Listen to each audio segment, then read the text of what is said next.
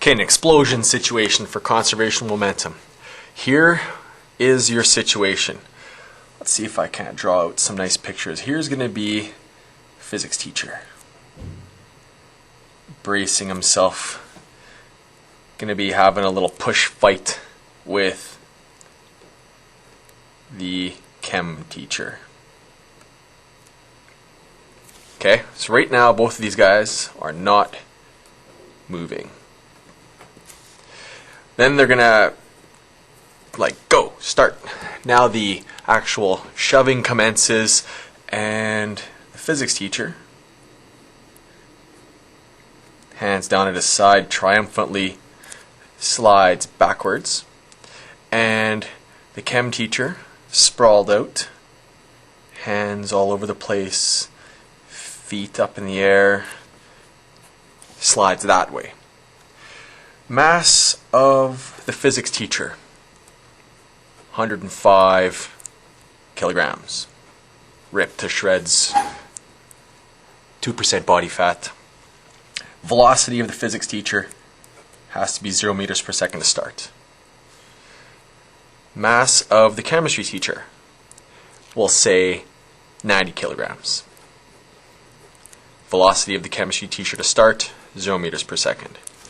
Now after, the mass of the physics teacher still is 105 kilograms, and the mass of the chemistry teacher is also still 90 kilograms. Nothing has changed on those.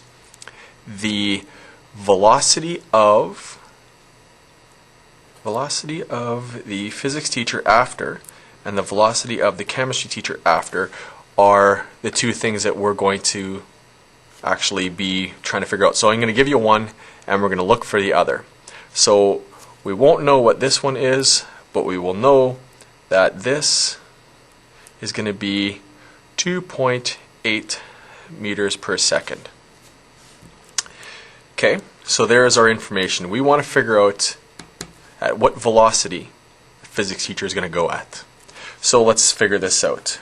Mass PVP plus mass CVC has to be equal to mass physics teacher velocity physics teacher after plus mass chemistry velocity chemistry after.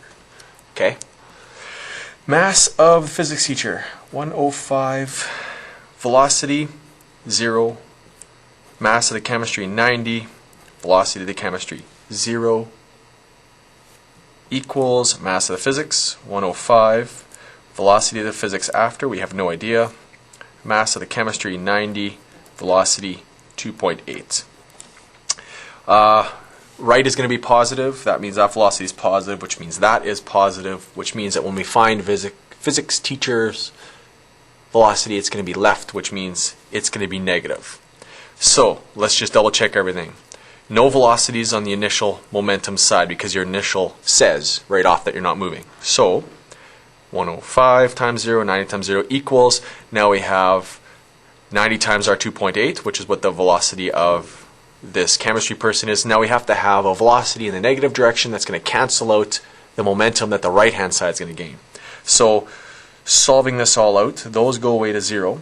So velocity of the physics teacher after ends up being 90 times 2.8 positive over 105. So velocity of the physics teacher after ends up having to be 2.4 meters per second in the negative.